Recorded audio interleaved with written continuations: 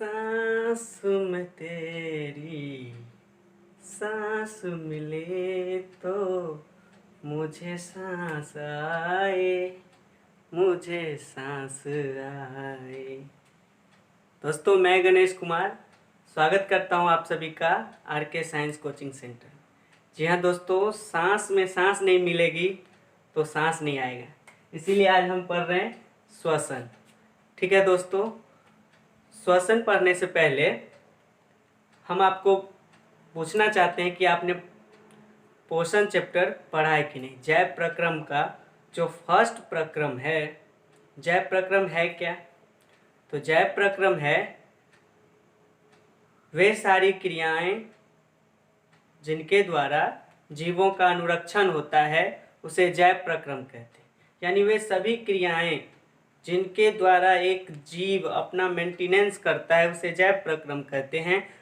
तो वे सारी क्रियाएं कौन कौन सी क्रियाएं? जैसे कि पोषण, श्वसन, उत्सर्जन, परिवहन, ये सभी क्रियाएं मिलकर जैव प्रक्रम का निर्माण करती है और एक जीव का पूरा लाइफ प्रोसेस जो है चलता है दोस्तों। तो यदि आपने पोषण पढ़ लिया है, मैंने तो अपने बच्चों को लॉकडाउन से पहले ही क्लास में ही ये पोषण चैप्टर पढ़ा दिया था। ये दूसरा चैप्टर है श्वसन, जिसे हम लोग पढ़ रहे हैं। ठीक है दोस्तों, तो ये जो श्वसन है, पढ़ने से पहले आपको पोषण पढ़ना होगा। तो पोषण में क्या होता है कि हम कोई भी पेड़ पौधा या फिर कोई भी जीव जंतु खाते हैं, ठीक है, तो उसके छोटे छोटे मोलिक्यूल्स पाचन के बाद हमारी कोशिका तक पहुंचती है, ठीक है, और सांस की जो प्रोसेस है, श्वसन की जो प्रोसेस है, वो भी चलती रहती है। ठीक है, तो यहाँ पर पोषण और श्वसन में क्या संबंध है? तो पोषण से प्राप्त जो प्रोडक्ट होते हैं, जो प्रतिफल होते हैं, उसी पर श्वसन का क्रिया होता है। श्वसन के जो भी अभिकारक होते हैं, जैसे कि ऑक्सीजन, उसी पे जाके क्रिया करते हैं। तो दोस्तों चलिए अब आते हैं हम श्वसन के डिफिनीशन पे कि श्वसन का डिफिनीशन क्या है। तो देखिए दोस्तों, आपको बोर्ड पे दिख रहा होगा श्वसन का परिभाषा। श्वसन का परिभाषा हम इस प्रकार से दे सकते हैं। बृहत रूप में श्वसन उन सभी प्रक्रियाओं का सम्मिलित रूप है जिसके द्वारा शरीर में ऊर्जा का उत्पादन होता है। ठीक है दोस्तों, फिर से देखिए क्या लिखे हैं परिभाषा। श्वसन बृहत रूप में श्वसन उन सभी प्रक्रियाओं का सम्मिलित रूप है जिनके द्वारा शरीर में ऊर्जा का उत्पादन होता है। या हम दूसरे शब्दों में इसे कह सकते हैं कि वैसी क्रियाओं का सम्मिलित रूप, श्वसन वैसी क्रियाओं का सम्मिलित रूप को कहते हैं जिसमें बाहरी वातावरण से ऑक्सीजन ग्रहण कर शरीर की कोशिकाओं में पहुंचाया जाता है, जहां इसका उपयोग कोशिकीय ईंधन, अब ये कोशिकीय ईंधन की बात आ गई, ठीक है, तो पहले आप परिभाषा कंप्लीट कीजिए दोस्तों।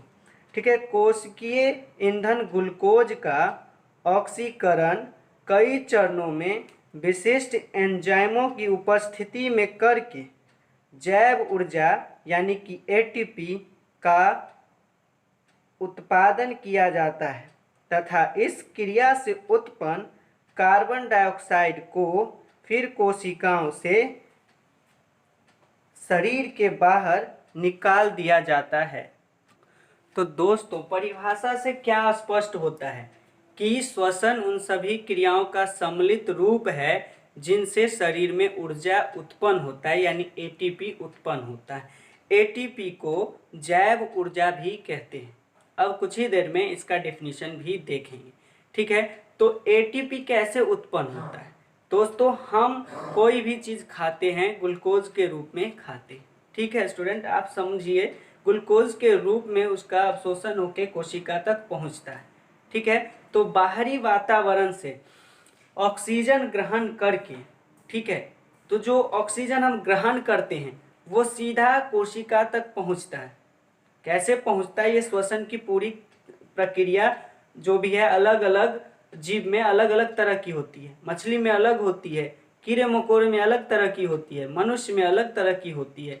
ठीक है, स्तनधारी जितने भी हैं उन सब में कैसे होते हैं, ये सारी बातें हम आगे पढ़ेंगे। लेकिन अभी श्वसन का एक सम्मिलित परिभाषा हम जो है जान रहे हैं। तो श्वसन वैसी क्रियाओं का सम्मिलित रूप है जिसमें बाहरी वातावरण से ऑक्सीजन ग्रहण कर, ऑक्सीजन बाहरी वातावरण से ऑक्सीजन को ग्रहण करते हैं और वो कोशिका तक पहुंचता है, और कोशिका में जो पाचन के फलस्वरूप जो खाद्य पदार्थ के मोलिक्यूल है उसका ऑक्सीडेशन करता है, यानी उसके साथ जुड़कर ऑक्सीकरण करता है, उसे खंडित कर देता है, उसके छोटे छोटे मोलिक्यूल में कन्वर्ट कर देता है। उसमें जो भी एनर्जी होता है उसे कन्वर्ट कर लेता है एटीपी के रूप में, और वही एटीपी का जो है, जिसे हम एडेनोसिन ट्राइफॉस्फेट कहते हैं, उनके मोलिक्यूल विखंडित होते हैं और तब जाके कोशिका में एनर्जी उत्पन्न होती है, ऊर्जा उत्पन्न होती है, और वो कोशिका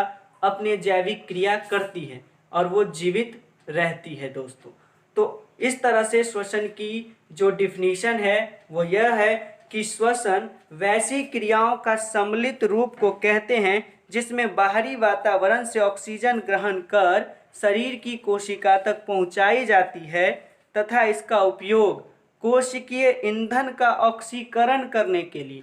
अब ऑक्सीकरण होगा तो ऐसे ही थोड़ी ना हो जाएगा, विशिष्ट एंजाइम की उपस्थिति होगी।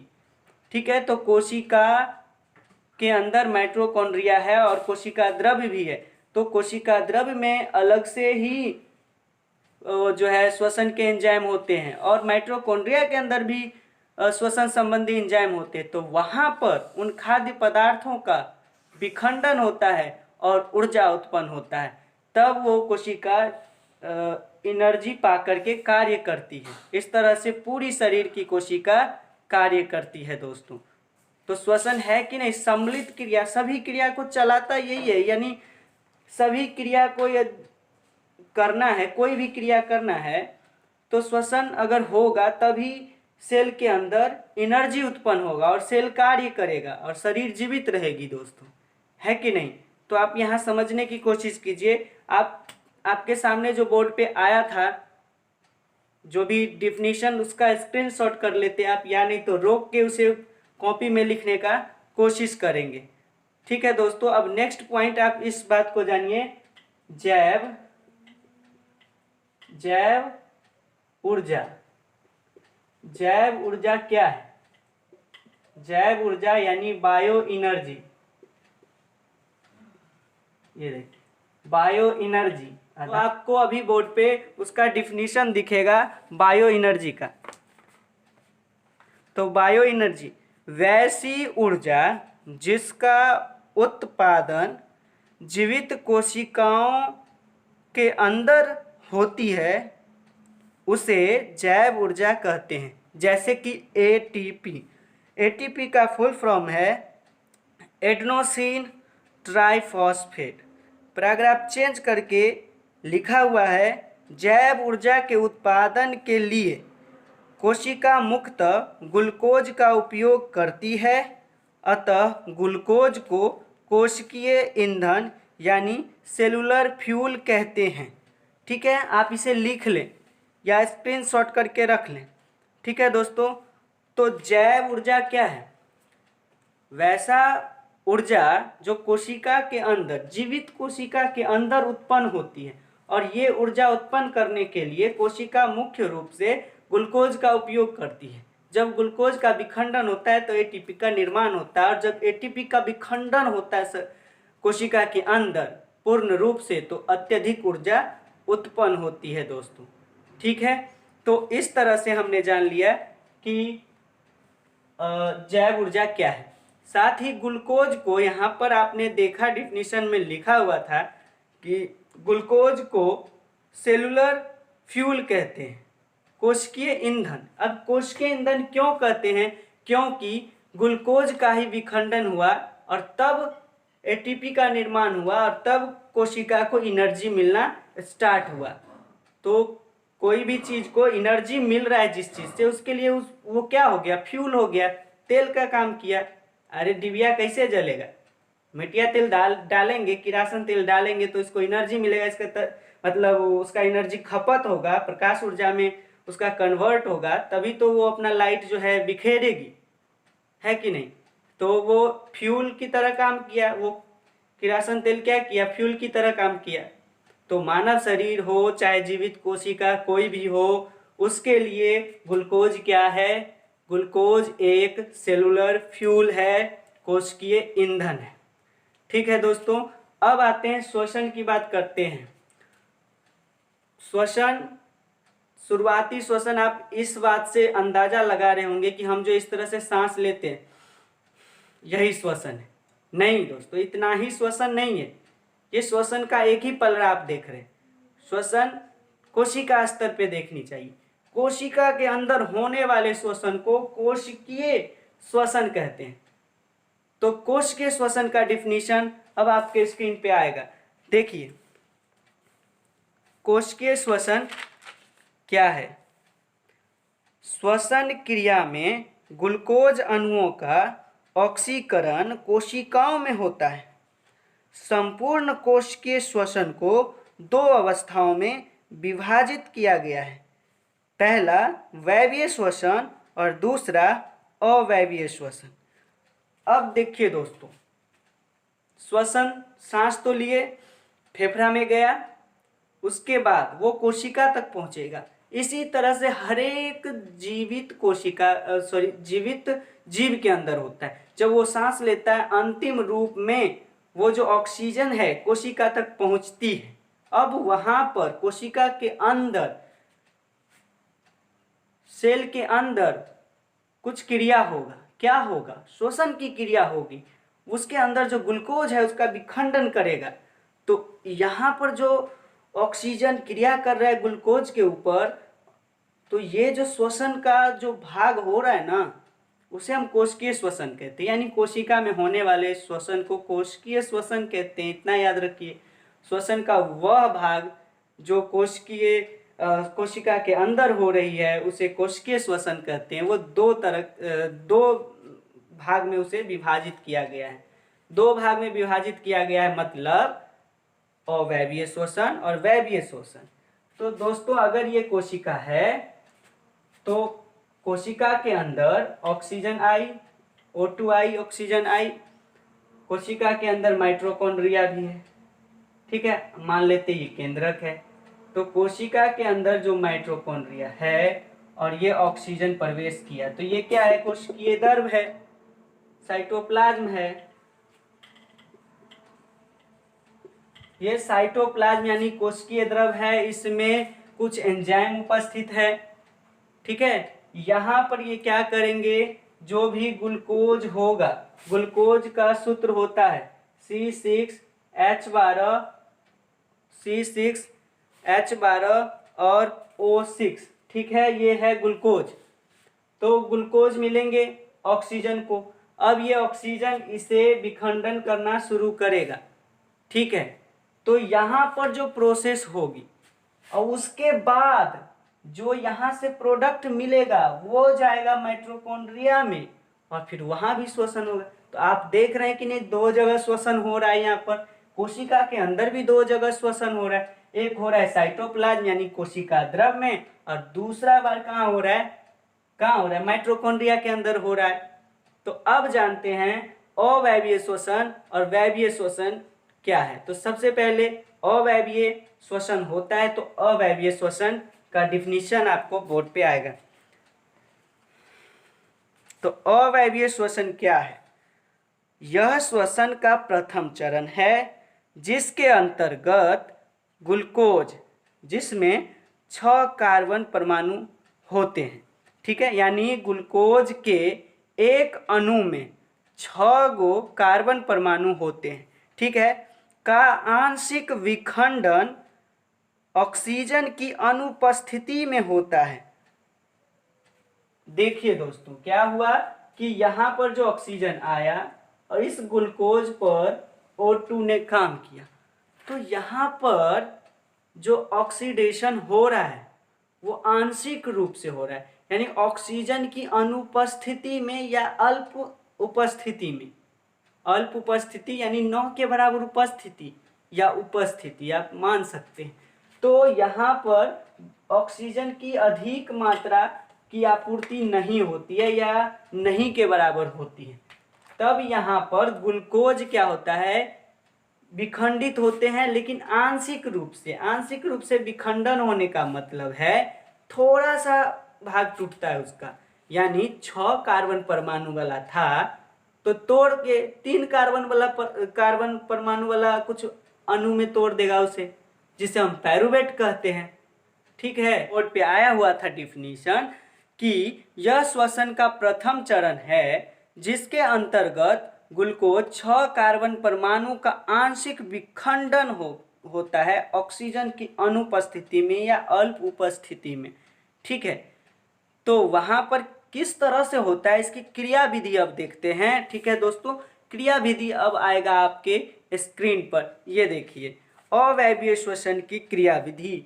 तो अवायवीय श्वसन में एक अणु ग्लूकोज से 2 अणु पायरूवेट का निर्माण होता है। यह क्रिया कोशिका द्रव में होती है तथा इसका प्रत्येक चरण विशिष्ट एंजाइमों के द्वारा उत्प्रेरित होती है।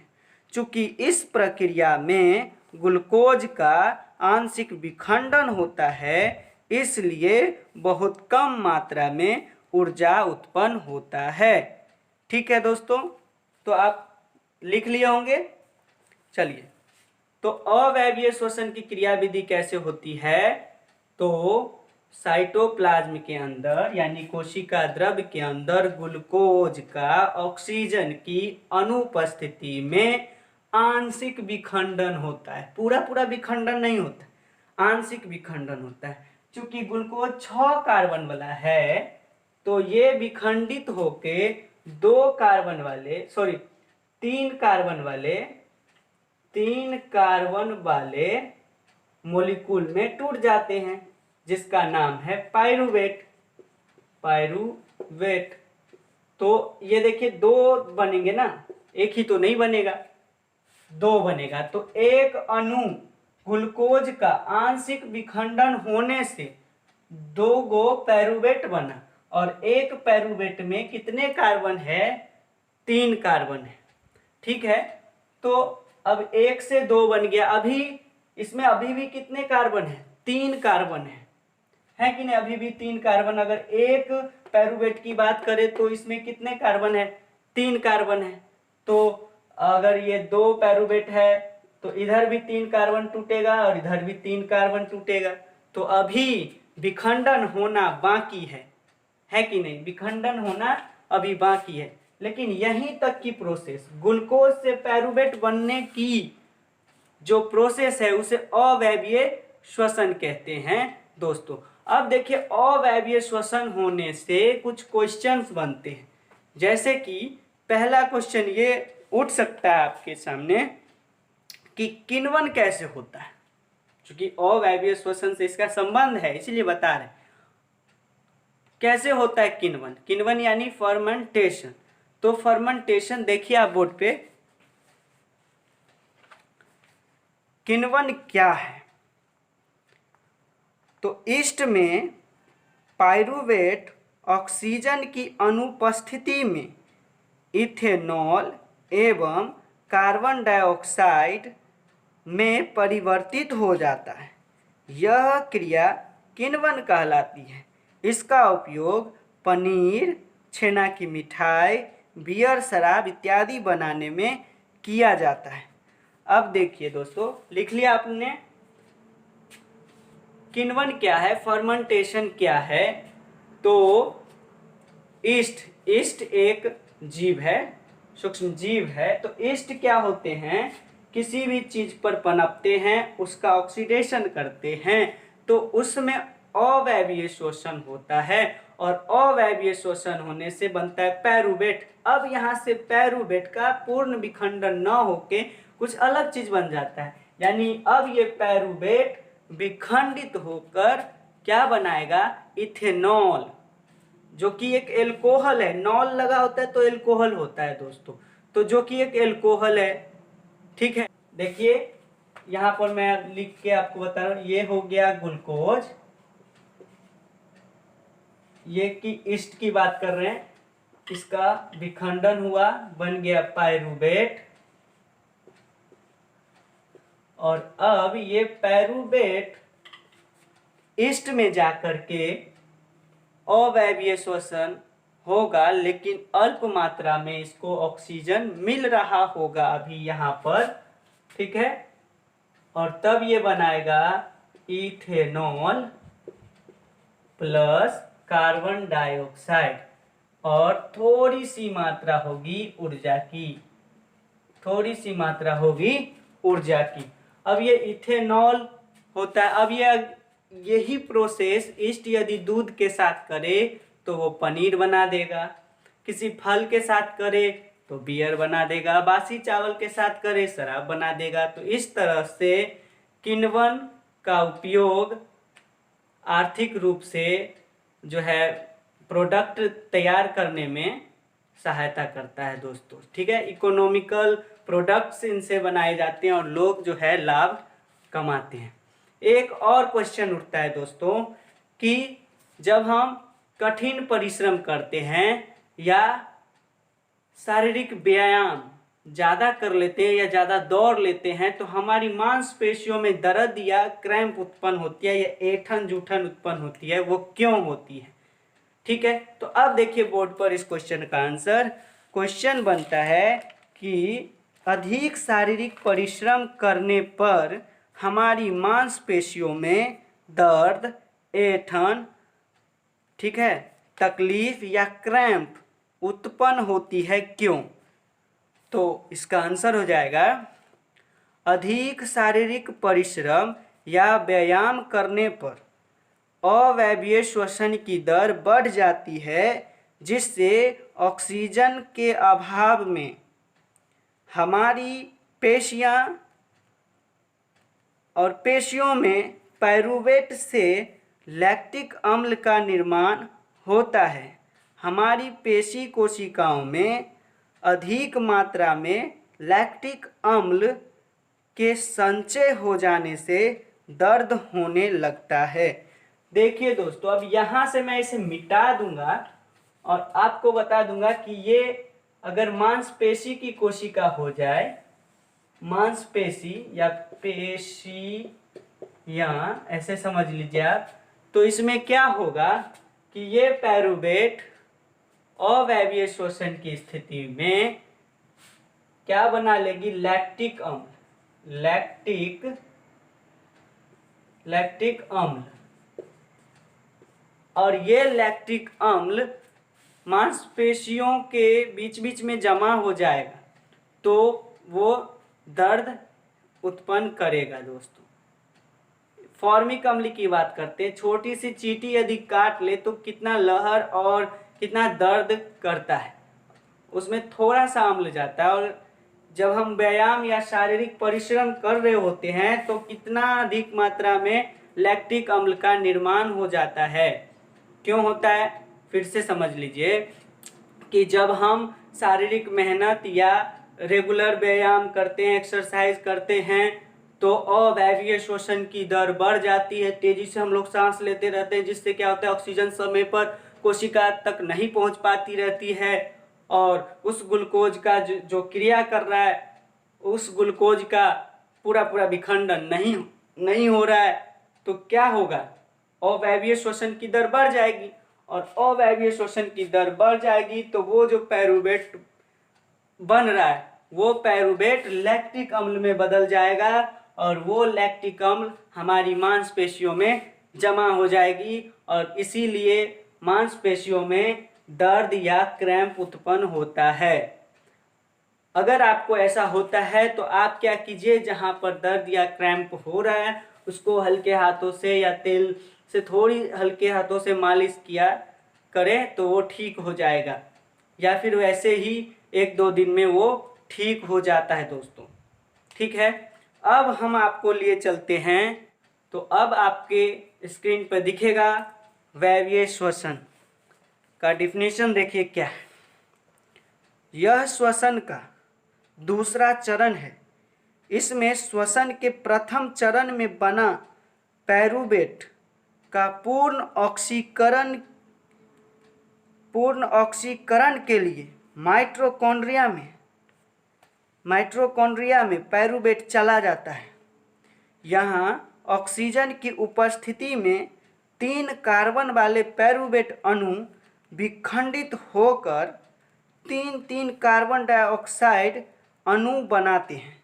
इसके साथ साथ जल तथा अत्यधिक रासायनिक ऊर्जा भी मुक्त होता है। यह ऊर्जा एटीपी के रूप में संचित हो जाती है,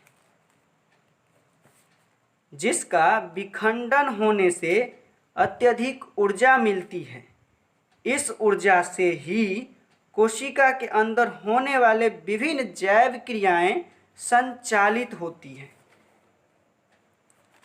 तो दोस्तों, आपने लिख लिया होगा। तो अवायवीय श्वसन आपने देख लिया। अभी था वायवीय श्वसन। तो वायवीय श्वसन ये श्वसन का दूसरा चरण है।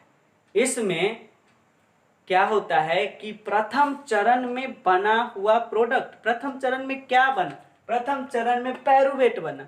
वही पैरुवेट अब चला जाता है माइटोकॉन्ड्रिया में, और माइटोकॉन्ड्रिया में ऑक्सीजन की उपस्थिति में इस पैरुवेट जो कि 3 कार्बन वाला है, इसका पूरा विखंडन हो करके 3 अब एक पैरुवेट 3 कार्बन डाइऑक्साइड बनाएगा और दूसरा पैरुवेट 3 कार्बन डाइऑक्साइड में टूटेगा। साथ में जल भी बनता है और उसके साथ ढेर सारी ऊर्जा उत्पन्न होती है, जिसे एटीपी के रूप में ट्रैप कर लिया जाता है। और वही एटीपी का जब हम खर्च करते हैं तो एनर्जी मुक्त होता है और हमारी कोशिका एक्टिव होकर के, सक्रिय होकर के कार्य करती है। मैं जब आपके सामने बोल रहा हूँ तो मैंने जो खाया है वही ऊर्जा जो है संचित है मेरी कोशिकाओं में, और वो अभी काम कर रही है। अभी मैं बोल रहा हूँ तो वही खर्च हो रहा है। ये जो एटीपी जमा रहता है वो आपस में केमिकल बॉन्डिंग बना के रहता है। तो बॉन्ड टूटने से एनर्जी उत्पन्न होती है और क्रिया करने की क्षमता बढ़ती है और सेल काम करता है। तो इस तरह से आपने जान लिया वायवीय श्वसन। ठीक है, तो वायवीय श्वसन माइटोकॉन्ड्रिया में होता है और अवायवीय श्वसन कोशिका द्रव में होता है। ये बात को याद रखिए। चलिए अब हम आपको बताते हैं कि ये जो वायवीय श्वसन है ये माइटोकॉन्ड्रिया में तो होता है, साथ में माइटोकॉन्ड्रिया के अंदर एक चक्र चलता रहता है जिसे हम क्रेब चक्र कहते हैं। क्रेब चक्र कहते हैं। तो दोस्तों, आपको पढ़ना नहीं है, 10th के बच्चे को नहीं पढ़ना है क्रेब चक्र के सारी घटनाएं, एक घटनाएं नहीं पढ़नी है, सारे एंजाइम के एक्शन नहीं पढ़ना है। बस आपको इतना जानना है कि यहाँ क्रेब साइकिल चलता है और तब जाके माइटोकॉन्ड्रिया में श्वसन का अंतिम उत्पाद एनर्जी उत्पन्न हो जाता है। ठीक है, तो क्रेब साइकिल से श्वसन का अंतिम चरण खत्म होता है। अगर हम यही चीज 11th के बच्चे को समझाएं तो वहां पर मुझे क्रेब चक्र को पूरा समझाना पड़ेगा। ठीक है दोस्तों, अब हम चलते हैं अवायवीय श्वसन और वायवीय श्वसन में अंतर की ओर। तो क्वेश्चन बन सकता है कि अवायवीय श्वसन और वायवीय श्वसन में क्या अंतर है। तो हमारा लिखने का तरीका होगा कि वायवीय श्वसन, और पहले मैंने अवायवीय लिया इसीलिए आप अवायवीय को इधर रखेंगे। अवायवीय श्वसन और वायवीय श्वसन में निम्नलिखित अंतर है। ठीक है, तो इधर अवायवीय और इधर वायवीय लिखेंगे, बीच में लकीर खींच देंगे और फिर डिफिनीशन लिख लेंगे। चलिए देखिए, आप स्क्रीन पे डिफिनीशन आएगा। तो अवायवीय श्वसन में देखिए पहला अंतर है, अवायवीय में लिखा है कि यह श्वसन का प्रथम चरण है और वायवीय में यह श्वसन का दूसरा चरण है। ठीक है, अब दूसरा नंबर अंतर देखिए, अवायवीय में पढ़ रहा हूं, यह वायु या ऑक्सीजन की अनुपस्थिति में होता है अब दूसरी ओर चलिए, वायवीय श्वसन, यह वायु या ऑक्सीजन की उपस्थिति में होता है, अवायवीय। इसमें कम मात्रा में ऊर्जा मुक्त होती है। अब वायवीय में देखिए, इसमें अधिक मात्रा में ऊर्जा मुक्त होती है। अब अवायवीय में आइए, इसमें लिखा है कि यह कोशिका में, कोशिका द्रव्य में, यह कोशिका द्रव्य में होता है, और वायवीय श्वसन कोशिका के माइटोकॉन्ड्रिया में होता है। ठीक है दोस्तों, अब इधर अवायवीय में देखिए, इसमें ग्लूकोज का आंशिक विखंडन होकर पायरुवेट के अणु बनाते हैं। और वायवीय में आइए, इसमें पायरुवेट के अणुओं का पूर्ण विखंडन हो करके, पूर्ण ऑक्सीकरण हो करके अंतिम उत्पाद बनाता है। ठीक है दोस्तों, तो आप इधर एक समीकरण भी देख रहे होंगे, ग्लूकोज की पायरुवेट में बदलता है अवायवीय में, और वायवीय में क्या होता है, पायरुवेट कार्बन डाइऑक्साइड प्लस जल प्लस H2O में बदलता है। तो दोस्तों, इस तरह से अवायवीय श्वसन और वायवीय श्वसन में अंतर स्पष्ट हमने कर दिया है। तो अब हम बताते हैं आपको, हाँ तो ये देख लीजिए, श्वसन क्रिया की रासायनिक समीकरण बहुत बार एग्जाम में पूछा जा चुका है कि आप श्वसन क्रिया की जो है रासायनिक समीकरण लिखिए। तो C6H12O6 plus 6O2 enzyme crab चक्र, C6CO2 प्लस 6H2O प्लस ऊर्जा, ये ATP के रूप में होता है। ये ग्लूकोज है, C6H12O6 ये ग्लूकोज है, 6O2 ये जल है, और ये 6CO2 ये कार्बन डाइऑक्साइड है, और 6H2O ये जल है। आप ये नंबर पे ध्यान दे रहे होंगे, ये नंबर पे, ये नंबर पे, तो ये नंबर पे आप ध्यान नहीं दीजिए, ये ऑक्सीजन है, ये कार्बन डाइऑक्साइड है, ये जल है, ये ग्लूकोज है। अब ये इसके पीछे कुछ नहीं है, तो इसका मतलब एक ग्लूकोज को पूरा तोड़ने के लिए 6 गो ऑक्सीजन चाहिए, तब बनेगा क्या, 6 गो कार्बन डाइऑक्साइड और 6 गो मोलिक्यूल जल बनेगा, और तब बहुत सारी ऊर्जा ATP का निर्माण होगा। दोस्तों, संपूर्ण क्रिया जो है श्वसन का कंप्लीट चरण आप यहाँ देख सकते हैं। प्रथम चरण अवायवीय श्वसन, और ये ग्लूकोज का क्या होता है, कोशिका द्रव्य में ऑक्सीजन की अनुपस्थिति में आंशिक विखंडन होकर बनता है पायरुवेट प्लस ATP ऊर्जा। ये बहुत लेस मात्रा में होती है, बहुत ही कम ऊर्जा देता है। अब ये क्या होता है कि द्वितीय चरण में पहुंचती है, जिसे हम वायवीय श्वसन कहते हैं। ये द्वितीय चरण माइटोकॉन्ड्रिया में हो रहा है, यहाँ पर ऑक्सीजन की भरपूर मात्रा है यानी उपस्थिति है, और ये तब ये दो पायरुवेट का अणु था, ये दोनों अणु टूट के कार्बन डाइऑक्साइड C6CO2, यहाँ 6CO2 प्लस 6H2O प्लस ऊर्जा देता है, और यही ऊर्जा ATP है। यही जब विखंडित होती है तो कोशिका को बहुत सारा एनर्जी मिलता है और कोशिका कार्य करती है। तो आज श्वसन में इतना ही। श्वसन के आगे टॉपिक को लेकर अगले वीडियो में हम आएंगे। यदि आपको पसंद आया हो तो लाइक कर देंगे, सब्सक्राइब कर दीजिए हमारे चैनल को यदि अभी तक नहीं किया है तो, और रोज़ की तरह मैं कह रहा हूँ शेयर भी करो।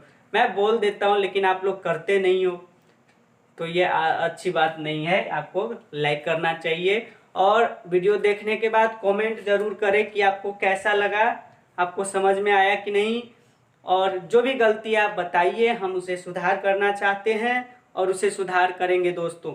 ठीक है, और जो भी हमारे कोचिंग के स्टूडेंट हैं, आपको आपसे यही अपील है कि आप लिखते चलेंगे, और हो सकता है कि इस बार क्या हो जाए, सिलेबस समय पर पूरा ना हो पाए। वैसे तो पूरी कोशिश रहेगी और करेंगे, लेकिन आपकी तैयारी आगे होगी 10 कदम।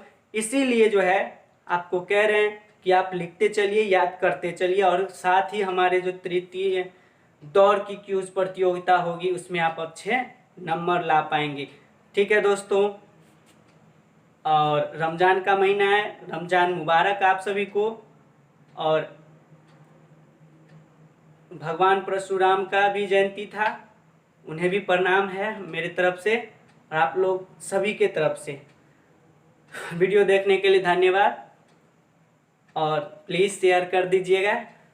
ठीक है, आगे क्या कहेंगे, आप बने रहिए। फिर से अगली वीडियो में श्वसन के आगे की टॉपिक्स मैं पढ़ाऊँगा। Thanks all of.